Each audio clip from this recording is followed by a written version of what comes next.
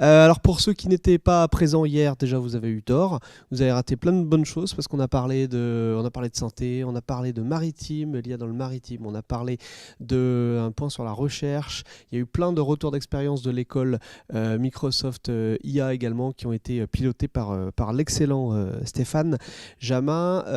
En tout cas, c'est le jour 2 des High Days, donc cette deuxième édition. On est sur 2 journées.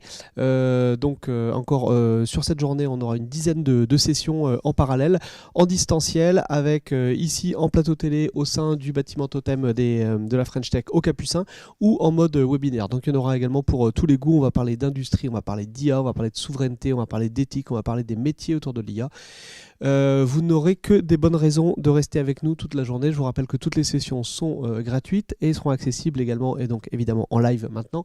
Ou alors si vous ne pouvez pas, si vous avez un mot du médecin comme quoi vous ne pouvez pas assister, et dans ce cas-là on vous permettra d'y assister en replay.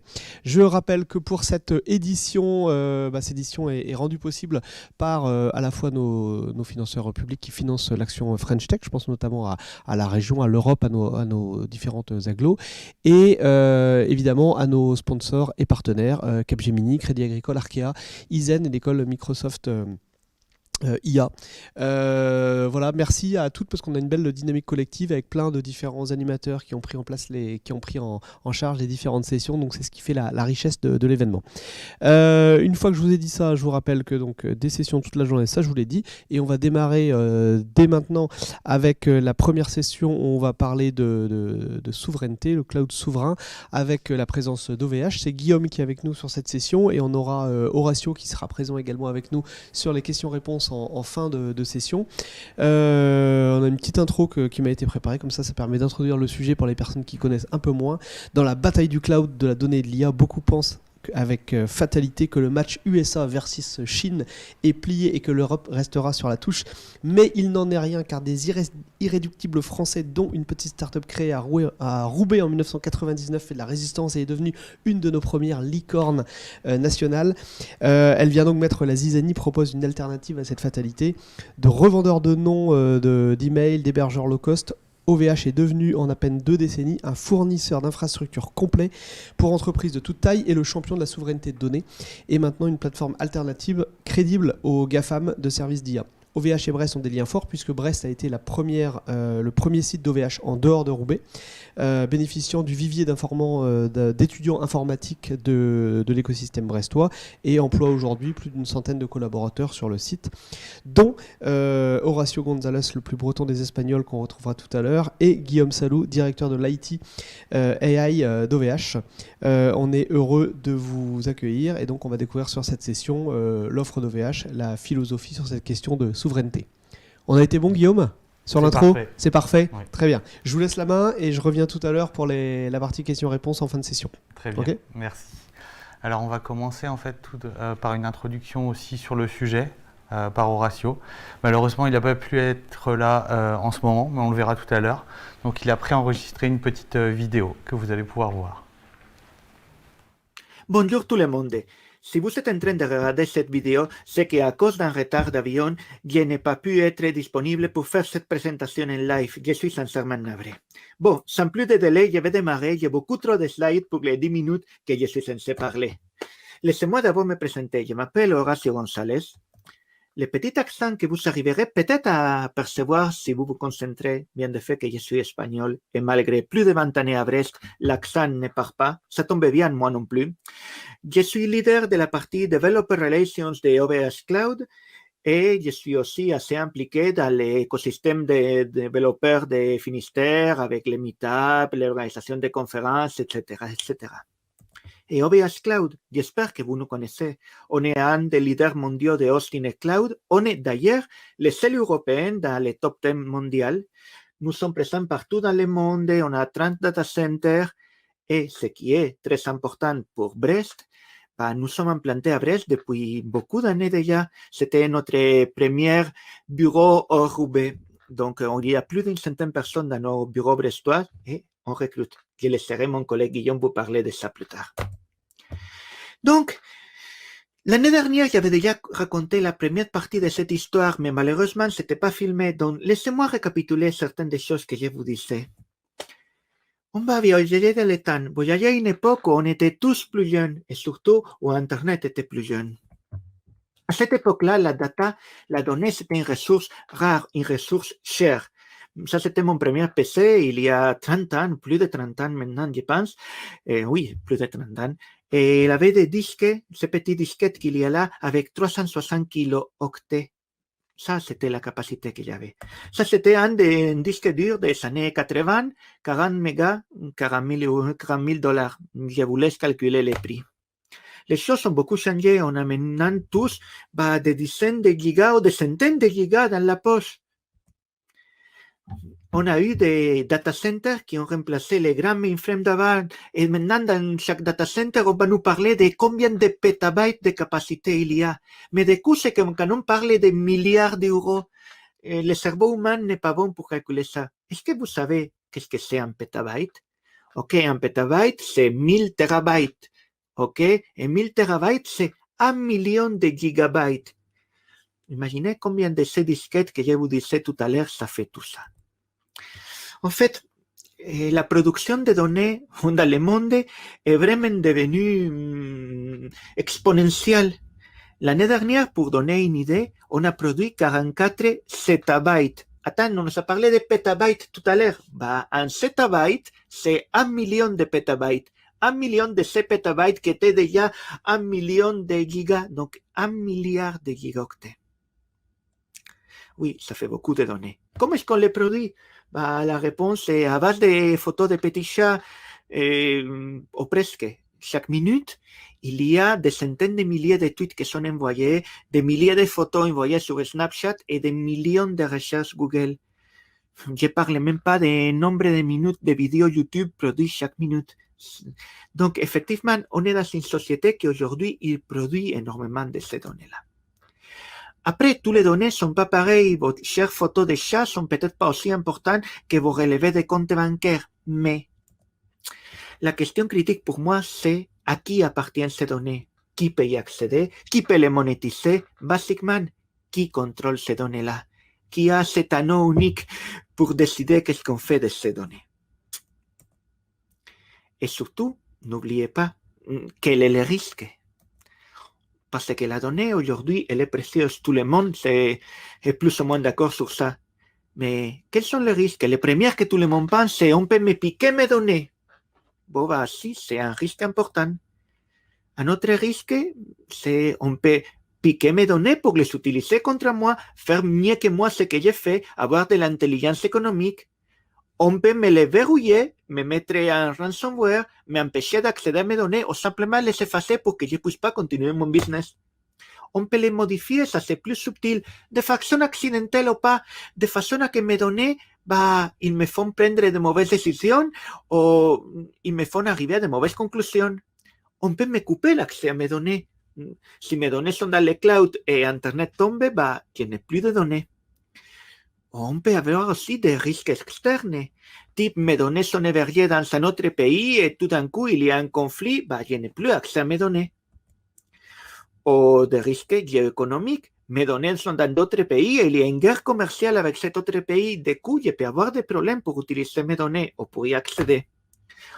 Ou simplement, le fournisseur de ces données-là, la personne auquel j'ai fait confiance peut décider d'ouvrir un business dans le même domaine que moi et profiter de mes données. Je ne vais pas donner de nom, mais ça arrive relativement souvent, ces distorsions de concurrence.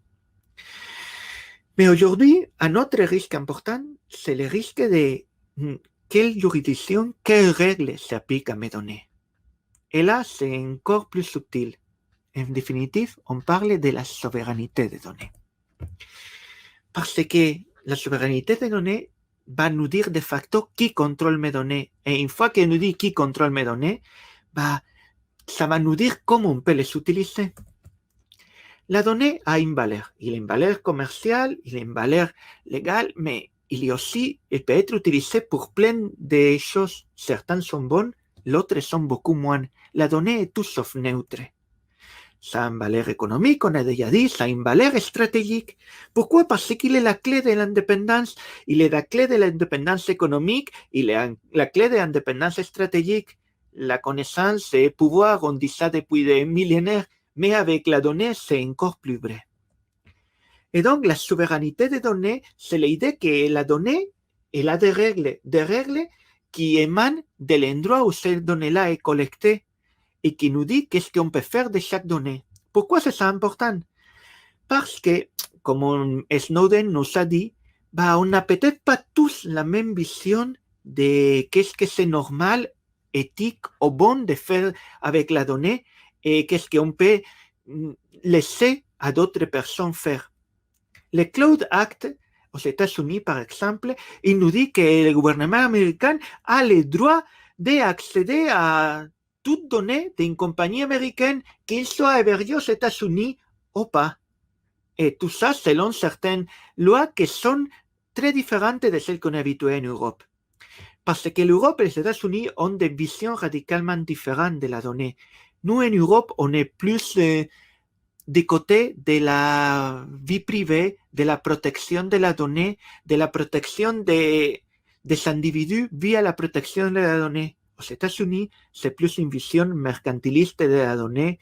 Les données servent à créer des profits et la vie privée dans tout ça, il a moins d'importance. La GDPR, les réglementations générales de protection des données, définir des droits et des devoirs pour toutes les entreprises qui travaillent avec la donnée des citoyens européens, indépendamment de où est-ce que ces données-là est stockées. C'est des données des citoyens européens, il est sous la GDPR. Ça nous a créé de nouveaux droits pour nous comme des individus. Les droits d'accès à la donnée, les droits à être oubliés, les droits à pouvoir bouger la donnée d'un droit, des droits à fixer, à corriger l'information, les droits à nous dire quand nos données ont été exploitées. Et là, ça crée un problème. Ces droits-là sont complètement en opposition, la GDPR est complètement en opposition avec le Cloud Act. Qu'est-ce qu'il va se passer? C'est un peu le paradoxe de la force irrésistible. On a une force irrésistible qui va taper contre un objet inamovible. Qu'est-ce qu'il arrive?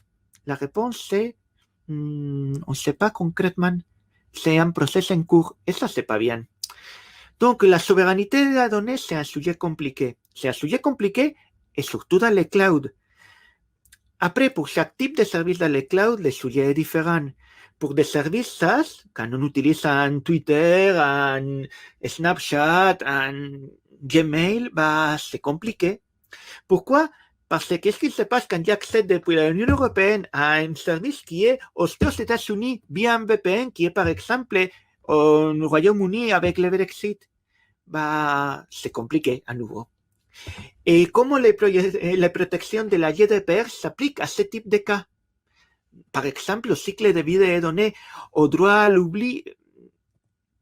Et qui possède ces données-là? C'est moi parce que c'est mes mails, c'est mon fournisseur de mails parce qu'il les utilise. Qui a le droit de les posséder? Qui a le droit de les utiliser? Et quelles règles s'appliquent?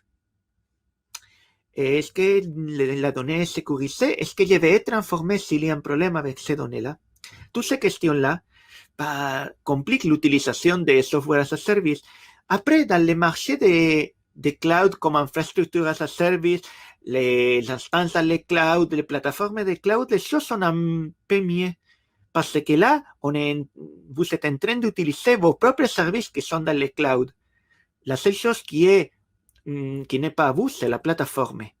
La GDPR va nous permettre, dans ces cas-là, de clarifier les choses. Et la plupart des fournisseurs de cloud essayent de montrer qu'ils sont conformes à la GDPR.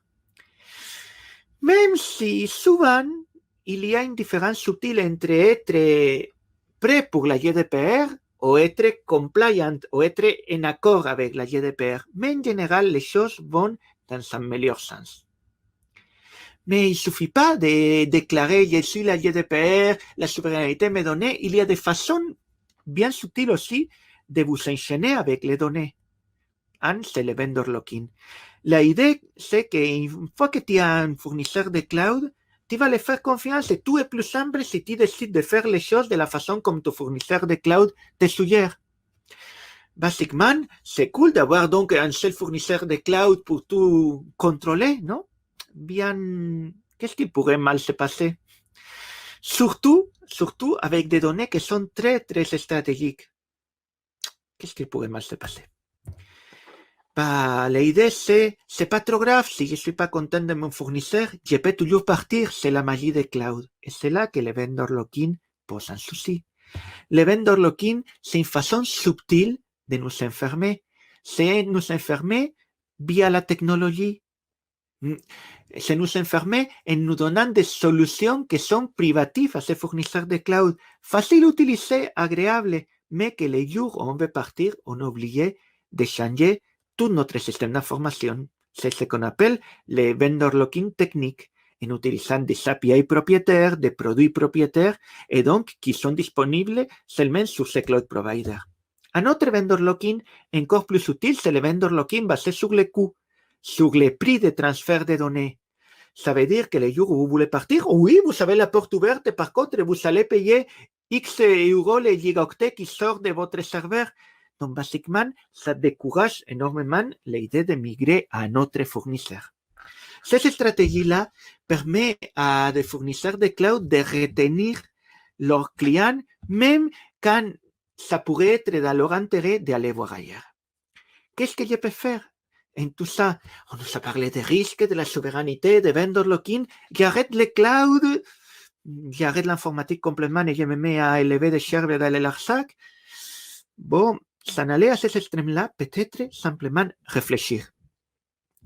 Et réfléchir de façon individuelle, mais aussi de façon collective. C'est ça que l'Union européenne a fait.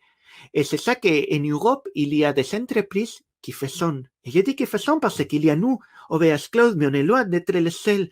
On a nos compétiteurs et cependant amis de Clever Cloud, par exemple, ou de Scaleway, qui traitent d'être full transparent et en accord avec la réglementation, dans la lettre de la réglementation, mais aussi dans son esprit. Et ces fournisseurs européens, nous sommes prêts. Quoi qu'ils puissent dire certains responsables politiques et certains ministres même des fois, oui, nous sommes prêts, nous sommes une alternative, nous proposons des alternatives aux différents services des fournisseurs de cloud de l'autre côté de l'Atlantique, des alternatives qui respectent nos valeurs et nos règles. Et ce n'est pas des alternatives dans 5 ans, c'est des alternatives aujourd'hui. Nous sommes des acteurs de confiance et nous travaillons avec l'écosystème, non contre l'écosystème, nous pour tirer profit de l'écosystème, mais pour travailler ensemble avec nos clients, pour gagner avec nos clients. Basiquement, nous et d'autres acteurs, on vise à créer ce qu'on appelle un cloud de confiance, quoi, et profiter de toutes les initiatives européennes qui vont dans ce sens-là. Il y a des initiatives un peu partout. La France et l'Allemagne ont des initiatives de cloud souverain et construisent ensemble et ont collaboré ensemble dans des initiatives qui maintenant ils deviennent pan-européennes, comme Gaia X, desquelles vous avez sûrement entendu parler, et des initiatives qui visent à protéger la donnée de toutes ces menaces extraterritoriales et aussi à garantir que les entreprises européennes ont un terrain de jeu libre et non biaisé, avec des fournisseurs d'infrastructures et de cloud de confiance, avec des règles qui mettent les choses à plat pour pouvoir nous permettre de lutter à armes égales avec des entreprises américaines, chinoises ou d'ailleurs.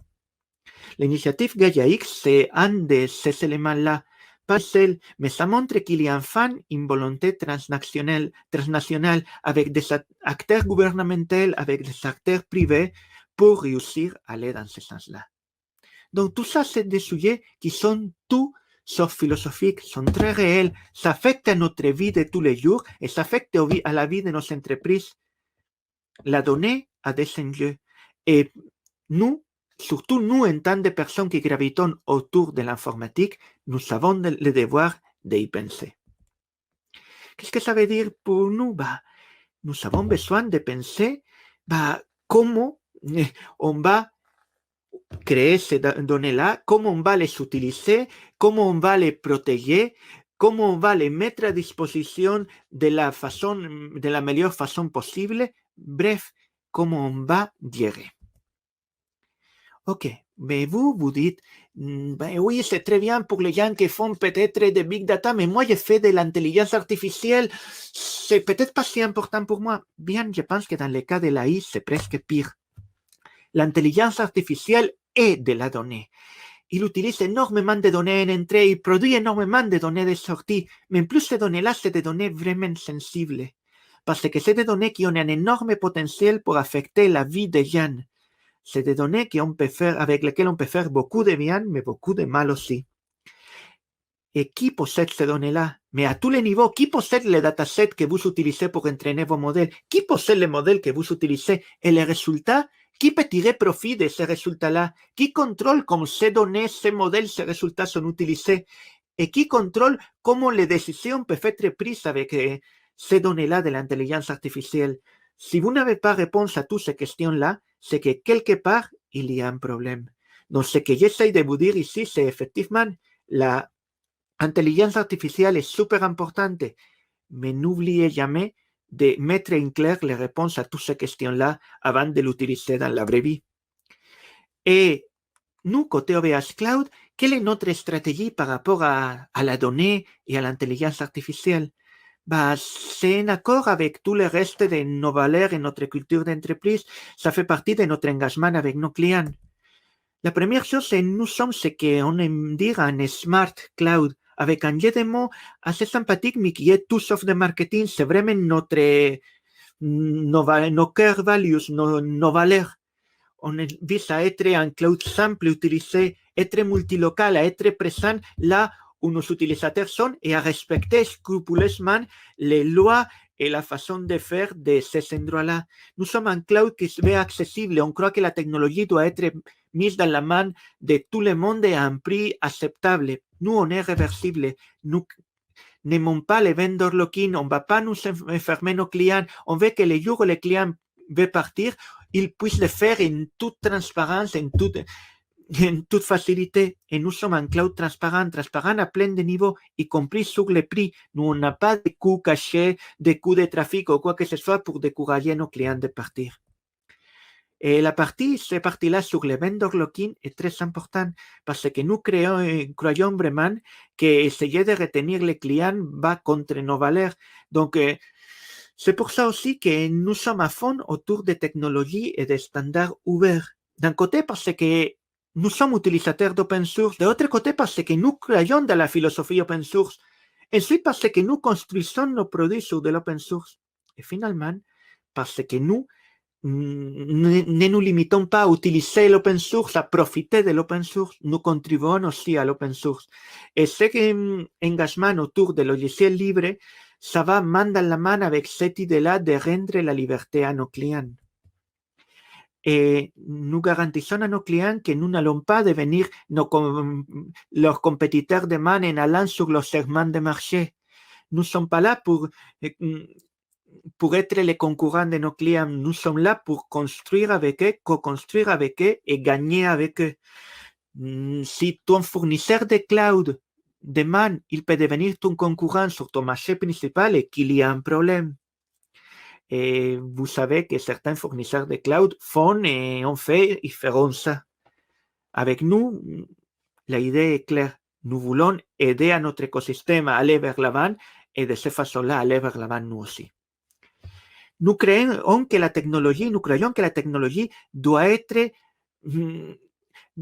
mise à disposition des gens. Donc, doit être affordable, comme on dit ça en français, doit être possible à obtenir ne doit pas être compliqué à obtenir ni techniquement ni par des prix, doit être à la portée d'un maximum de monde. Et ça se reflète dans nos prix et ça se reflète aussi dans la façon comment on construit nos produits. Et donc, notre stratégie data et AI se base sur ces piliers que je vous ai dit. Il respecte ces principes-là. Mais j'ai déjà trop parlé. Je ne vais pas vous parler de ça. Je vais laisser à quelqu'un qui va le faire beaucoup mieux que moi. Notre directeur de département de l'unité produit AI, Guillaume Salou. Lui, il va vous parler de notre stratégie AI, des produits qu'on crée avec, de la façon comme on les crée, et aussi des différents postes que nous avons ouverts, même ici à Brest même, ce qui pourrait intéresser certainement une partie de l'audience. Merci beaucoup à tous. Alors je vais reprendre la suite par rapport à l'introduction d'Horacio. Merci beaucoup à lui parce que c'est une intro qui est tellement pleine de sens et qui va appuyer en fait justement notre travail au quotidien.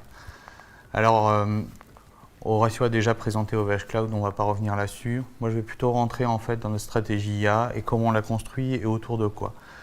Actuellement en fait on a pris le feedback de nos utilisateurs. Ils veulent une infrastructure et que tout soit agile et justement presque oublier l'infrastructure, ce qui peut paraître assez bizarre pour un cloud provider, mais on travaille justement là-dessus.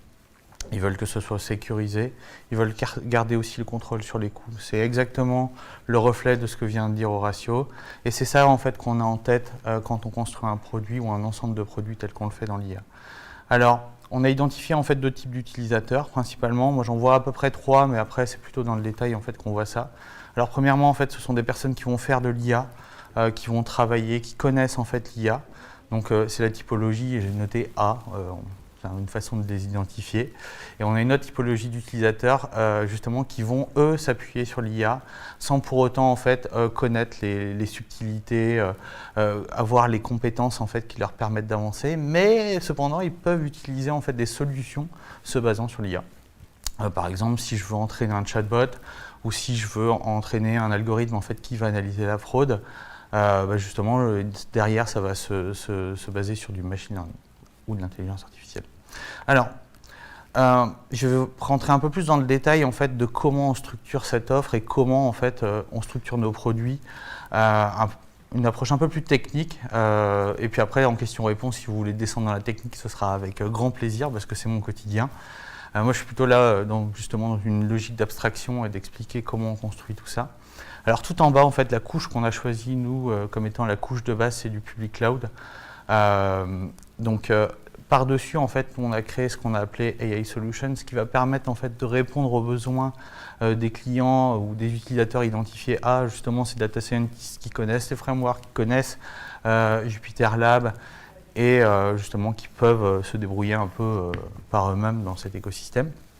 Et on a ensuite des utilisateurs plutôt orientés B, on l'a appelé AI Hub. Mais pas que, en fait, on va aussi avoir des types d'utilisateurs avancés aussi qui vont aller chercher des solutions déjà en fait clés en main, tout simplement parce que ils souhaitent aller vite. Voilà, ils n'ont pas envie de réinventer la roue alors qu'il y a une solution qui le fait déjà. Et si je devais rentrer un peu plus dans le détail justement, alors on a cette couche de base qui est la machine virtuelle.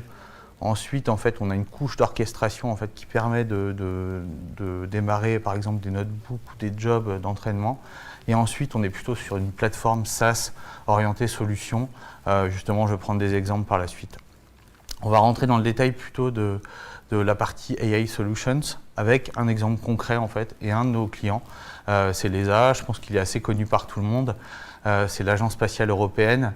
Et eux, ils stockent chez nous des pétas de données. Donc, c'est un cas d'usage qui est vraiment très intéressant parce que ça montre aussi comment on fait les choses at scale. C'est un peu, voilà, Horacio a justement parlé de notre ADN, de nos valeurs, mais on fait tout at scale aussi. Il faut le savoir que c'est pas juste une initiative où en fait on va utiliser 1 ou 2 GPU ou 1 ou 2 serveurs. Non, en fait on va déployer des régions complètes avec des terras ou des pétas de data et justement dans cet exemple-là on voit en fait ici, dans le cas d'AI Solutions, en fait, le pipeline complet de machine learning pour tous ceux qui le connaissent déjà. Donc on a la partie store qui va se baser sur l'object storage. Pourquoi en fait on a choisi ça? Parce que c'est un standard chez nous. Il est basé sur un standard open source aussi. On revient toujours à l'open source et la question de standard de réversibilité. Et c'est vraiment en fait quelque chose qui est dans notre ADN. C'est pas quelque chose qu'on prend en fait par moment ou un choix en fait. Non, c'est vraiment chaque décision est orientée en fait de cette manière-là. Ensuite, une fois que les données sont stockées dans l'object storage qui scale vraiment à plusieurs pétas de data comme on le fait avec l'ESA, ensuite on a toute une partie pré-processing et entraînement. Cette partie-là, elle peut avoir lieu sur 2 plateformes différentes. Soit c'est du data processing, du Spark par exemple, ou alors c'est plutôt du notebook, puisqu'on le sait, en fait, avec un notebook, on est capable de retravailler la donnée. Évidemment, at scale, on va avoir besoin de plus grosses machines ou de GPU en fait, qui vont permettre d'accélérer ces traitements-là. C'est des choses qu'on fait aussi. Et ensuite, on a toute la partie déploiement et service du modèle en fait, qui arrive par la suite.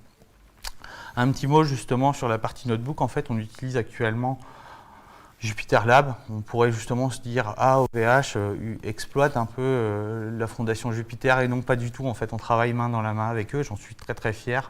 On a notamment en fait supporté le dernier JupyterCon qui a eu lieu, mais aussi on soutient l'initiative Binder qui est intégrée à l'écosystème Jupyter. Donc vous pouvez retrouver en fait tous les liens sur Internet. Dès que vous voulez tester en fait un Jupyter Notebook, Binder est le support en fait officiel de Jupyter, et une partie en fait de l'infrastructure est actuellement hostée chez OVH, donc pour la fondation Binder et Jupyter. Alors, j'ai eu un petit souci. Hop. Ok. Il manque la fin de mon PowerPoint. C'est pas grave, je sais ce qu'il y a après. Si en fait on pouvait voir pour retrouver en fait les slides suivantes, puisqu'il y en a d'autres. Hop. Non, il n'y en a pas d'autres. Si. Ok. Alors, en fait, ce qu'on va présenter par la suite, justement, au-delà de ce pipeline de déploiement, en fait, c'est comment on va faire cet écosystème. Parce qu'en fait, on voit qu'on fait une plateforme où on va faire justement le quotidien d'un data scientist. Et ce qui est assez fabuleux, en fait, c'est d'avoir utilisé des standards. Alors, on va rentrer un peu plus dans la technique, mais c'est pas grave. Parce qu'on a utilisé Kubernetes et Docker, en fait, pour hoster ces jobs, en fait, qui sont en train d'être exécutés en fait, pour des data scientists sur du GPU ou sur du CPU.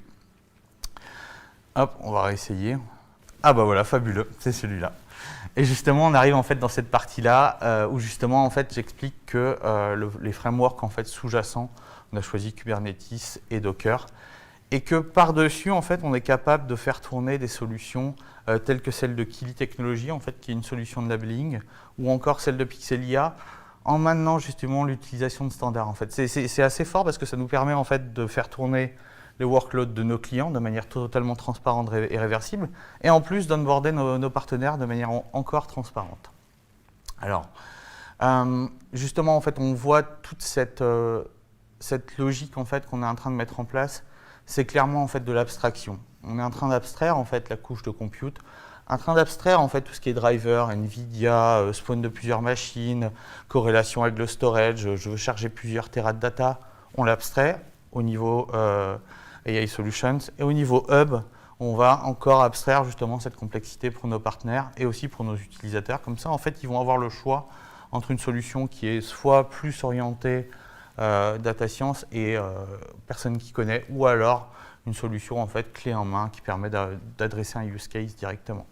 Alors je vais en parler. Alors on a déjà une plateforme en fait en prod si vous voulez la tester, ça s'appelle AI Training. Aussi vous pouvez me contacter parce qu'on est toujours, on part toujours des utilisateurs. En fait on part pas d'un concept en se disant ah oui on va faire quelque chose de réversible et transparent. Non, on part toujours de ça et on discute beaucoup avec eux. Je vais prendre en fait un exemple concret en fait de quelque chose qu'on avait fait. On a beaucoup d'autres, mais celui-ci est assez parlant de par sa complexité et de par en fait le fait qu'on soit justement un cloud de confiance et pas juste des mots un peu dans le vent. Alors c'est le travail qu'on a fait avec l'APHP et l'Institut Curie autour de la recherche pour la détection anticipée des cancers. Alors dans les détails d'un point de vue santé, je ne rentrerai pas dedans parce que ce n'est pas du tout ma spécificité. Moi, je gérais l'infrastructure et les softwares en fait, sous-jacents. Mais en fait, ce qu'il faut voir, c'est qu'ils souhaitaient en fait, travailler sur une problématique donnée avec des données très sensibles.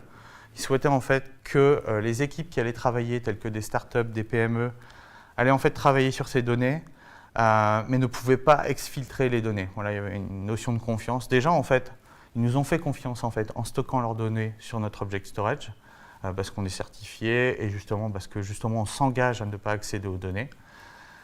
Et en plus, après, en fait, on a mis en place des mécanismes de sécurité et d'isolation afin que chaque équipe en fait, soit autonome dans son coin, ait accès aux données sans la capacité de les exfiltrer, et en plus, la capacité de travailler dans cet environnement de travail. C'est un vrai challenge. Hein. Moi, je peux en parler plus longtemps, mais ça m'a pris pas mal de temps. Et justement, il avait par exemple pas accès à Internet. Enfin voilà, c'est des choses sur un niveau de complexité ou sur lequel on peut arriver avec des demandes très particulières. Alors, je vais venir en fait en conclusion de la présentation, en fait, résumer ce que je viens de dire. Notre offre et notre stratégie autour de l'intelligence artificielle, elle se base en fait, justement, comme l'a dit Horacio, sur la législation européenne. On respecte tout ça, on est certifié HDS, ISO 27001. Non seulement en fait on respecte ça, mais aussi on va aller vers des standards justement. Et on le fait avec la communauté aussi. On est très présent sur Discord. On a un Discord en fait où on discute beaucoup avec nos utilisateurs pour comprendre leurs problématiques et les aider au quotidien, justement en ajoutant des fonctionnalités sur la plateforme, que ce soit la partie Solutions ou la partie Up qui est beaucoup plus haute. Et enfin, on le fait pour tout le monde. Et typiquement, en fait, Horacio parlait du prix, et je sais que chez nous, et globalement, en fait, les prix des GPU sont assez chers, et pour autant, on arrive justement à trouver des alternatives, et notamment on offre aussi du CPU qui doit être à 3 centimes de l'heure. C'est juste pour exposer mon propos et pas juste donner des mots comme ça. Eh ben, je vous remercie, et puis je pense qu'on va pouvoir passer aux questions-réponses. Je vais voir si mon ami Horacio va réussir à se connecter, parce que malheureusement, en fait, il a eu un retard dans son atterrissage. Je vais juste lui envoyer un petit message. Et autrement, c'est pas grave, je répondrai aux questions avec plaisir.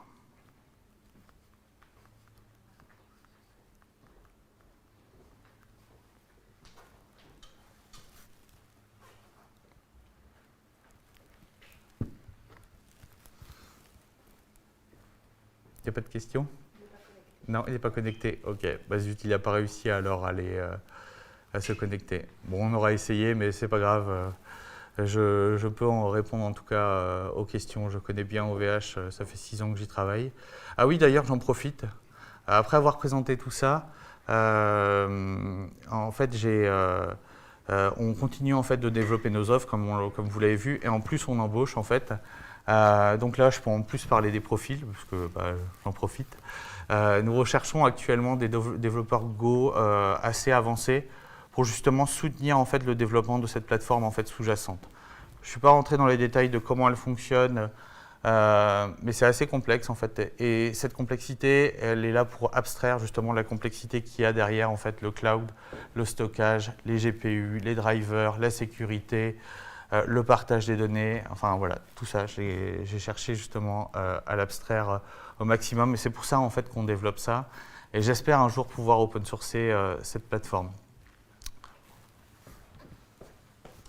Une question qui était apparue hier également, comment se positionne OVH par rapport au cloud vert, on va dire, par rapport à des data centers plus green. Est-ce que c'est est-ce que c'est un enjeu au quotidien? Est-ce que c'est des enjeux j'imagine, ça se passe du jour au lendemain, à moyen terme, long terme? Quelle position? Alors c'est une très bonne question. En plus, il y a deux choses. Je sais qu'Horacio est passé rapidement en fait sur la présentation d'OVH, mais il faut savoir qu'en fait nous on utilise du water cooling depuis le début. On a été les premiers en fait dans le monde à utiliser du water cooling à large échelle, et justement ça démontre en fait notre volonté justement d'aller en fait vers une réduction en fait des contradictions en fait liées à une utilisation massive du cloud, et en fait limiter l'impact sur l'environnement. Un autre aspect en fait sur lequel j'ai travaillé par le passé, pas si loin de nous, en fait j'ai été, avant d'être directeur technique de la partie IA chez OVH, responsable de toute la partie data science interne, et en fait je travaillais notamment sur la réduction en fait de la consommation électrique des data centers et sur l'optimisation de la consommation électrique. Donc c'est un sujet, je peux aussi dire comment on optimise les refroidissements, comment on rajoute de l'intelligence artificielle pour mesurer tout ça, parce qu'on a des contraintes du coup qui apparaissent liées au fait qu'on soit différenciant, et justement on est là pour innover et trouver en fait des vecteurs pour supporter justement ce changement en fait qui est profond en fait dans l'industrie. Ok, très bien. Et on avait une autre question qui nous demandait, outre le respect de la législation de l'Union européenne, quels avantages de changer d'un cloud provider type AWS pour OVH? Ah, sacrée question. Alors, On n'a pas dit qu'il y avait que des questions faciles. Hein. non, je les découvre. Il y a quelque chose que j'ai dit tout à l'heure en fait, et Horatio en fait a dit aussi, c'est que nos prix sont prédictibles. Et ça en fait, on le défend, on va continuer à travailler là-dessus. Ce qui est assez compliqué en fait quand on met en place du pay-as-you-go comme vous pouvez l'imaginer. Mais en fait, il n'y a pas de coût caché derrière. C'est surtout ça qui est important, c'est-à-dire qu'on ne va pas vous facturer la bande passante en fait, entre vos GPU, votre stockage ou vos CPU, en fait, surtout dans le cadre de l'intelligence artificielle. Et ça, justement, c'est un des premiers critères différenciants. Et le second critère différenciant aussi, clairement, en fait, c'est l'accès à vos données. Moi, je peux vous dire que sur les offres sur lesquelles on travaille, on ne touche pas à vos données, on ne touche pas à vos modèles, on n'apprend pas de vos modèles. On n'apprend pas de vos usages, ce n'est pas dans nos valeurs, et au contraire, en fait. On est là en support de l'écosystème, et c'est vraiment en fait, cette initiative-là qu'on est en train de supporter, avec des jeunes startups comme Kili ou avec la PHP, des organismes plus grands. On est là justement pour ouvrir les communautés et plus en fait fermer les marchés. On voit en fait que certains acteurs ont, je ne vais pas le citer, mais effectué des pressions très fortes en fait, sur le monde de l'open source jusqu'à verrouiller certaines licence. Et c'est vraiment en fait là tout notre caractère différenciant par rapport justement à ce genre d'acteurs. Ok.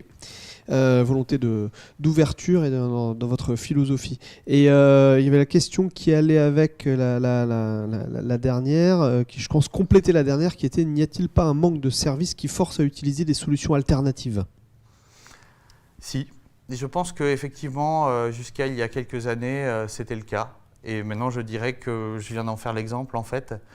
Et on travaille, alors, effectivement, on n'a pas toutes les plateformes, effectivement, actuellement en production.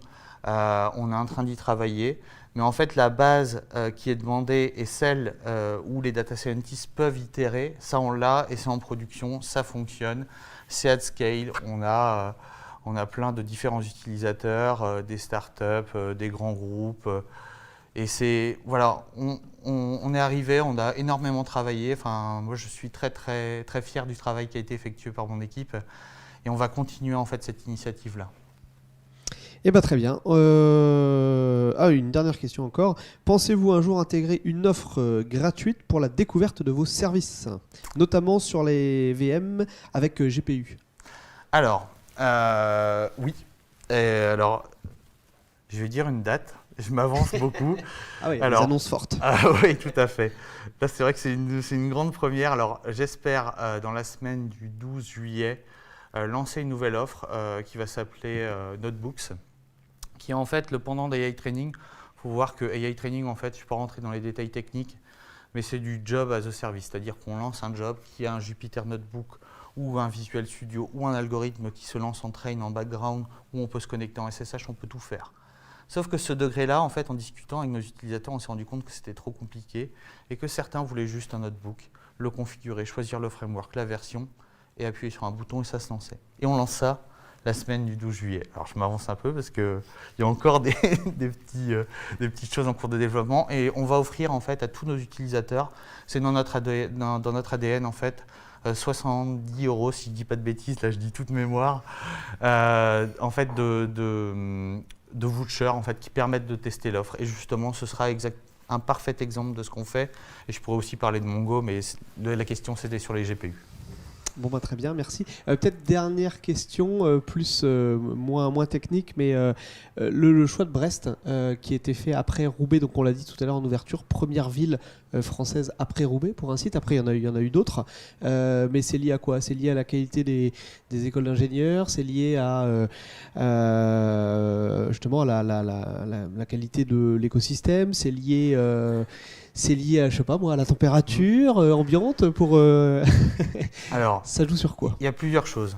Premièrement, en fait, le choix de Brest initial, pour être tout à fait transparent avec tout le monde, ça a été en fait une personne qui travaillait à Roubaix et à OVH à l'époque a souhaité en fait retourner en Bretagne. Et en fait, on lui a dit ne pars pas, on souhaite te garder, crée un bureau à Brest. Je ne peux pas être plus transparent.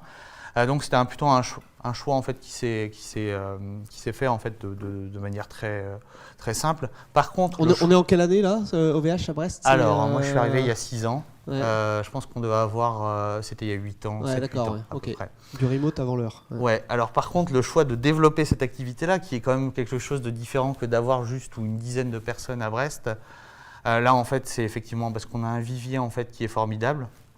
Je ne vais pas me jeter des fleurs, j'en suis issu. C'est pas l'idée. Mais moi, je suis très content en fait, de toutes les personnes qui m'entourent au quotidien à Brest. Je pourrais en parler pendant des heures. C'est une petite famille. Hein. Clairement, moi, je connais tout le monde. Un peu moins avec le Covid. Il faut être transparent aussi parce qu'on a eu cette période qui a été compliquée. Mais ça a été... c'est des moments très très agréables que je passe avec des collègues quand on a toujours besoin d'un coup de main, en fait, ils sont toujours là. Et on a aussi la chance d'avoir à Brest les principaux pôles. On a Bare Metal, on a Public Cloud, on a l'intelligence artificielle, on a les DB et on a tout ce qui est PU Platform. Donc je ne veux pas dire que ce sont les plus grands pôles d'OVH, mais en tout cas, c'est des parties importantes d'OVH et elles sont bien présentes à OVH Brest. Et c'est ce qui permet aussi de créer des synergies en fait, entre ces équipes-là. Et typiquement, c'est ce qui nous aide aussi à nous reposer sur du public cloud comme on l'a vu en fait. Ok, et avec toujours un fort développement, puisque tout à l'heure vous disiez qu'il y a un 3e déménagement à venir dans les prochaines semaines, les prochains mois. Donc, mais déménagement toujours brestois, mais en gros on pousse les murs, quoi. C'est ça, et c'est encore un petit peu une news avant l'heure. Moi j'ai rien dit, j'ai pas dit où c'était. Hein. Ça n'a pas été encore officialisé, mais effectivement c'est. En tout cas, voilà. C'est en cours. Et sinon, il faut mettre un barnum sur le parking, hein, mais bon, après. Là, ça va être un peu compliqué. Je pense qu'on va avoir des problèmes. Ok. Et en tout cas, merci Guillaume pour et Horacio pour cette présence sur cette session d'ouverture de la 2e journée. Et merci également à OVH, parce que il y a notamment Stéphanie Moilic d'OVH qui vient régulièrement sur nos événements Femmes et Numérique, où on essaye de sensibiliser les métiers du numérique, notamment destination du public féminin qui est souvent sous-représenté. Je pense que ça doit être, je sais pas à quel pourcentage on est sur OVH, mais ça doit être assez faible, quelques pourcents malheureusement. Et donc on essaye aussi au travers de certaines de nos actions de sensibiliser sur tous ces métiers parce que les femmes n'ont aucune raison de ne pas s'orienter vers ce type de métier. Voilà. Merci, on va s'arrêter là, 9h55, on est pas mal. Dans quelques minutes, donc à 10h30 ici, on parle d'IA et éthique avec l'indispensable, il est pas loin, Aymeric Poulain-Mauban qui sera sur le plateau avec nous. Et en parallèle, à 10h30 également, il y aura un atelier pratique piloté par l'excellent Stéphane Jamin qui pilote la formation, la première promo de l'école Microsoft IA, et avec sous le titre Démystifions l'IA, on met les mains dedans, donc il y aura des use cases, etc. Donc c'est toujours gratuit, c'est en ligne et c'est à 10h30 pour les prochains rendez-vous de cette 2e journée. Merci à tous et je vous rappelle que les différentes sessions seront accessibles post-événement en replay. Merci beaucoup Guillaume. Merci. À bientôt. À bientôt.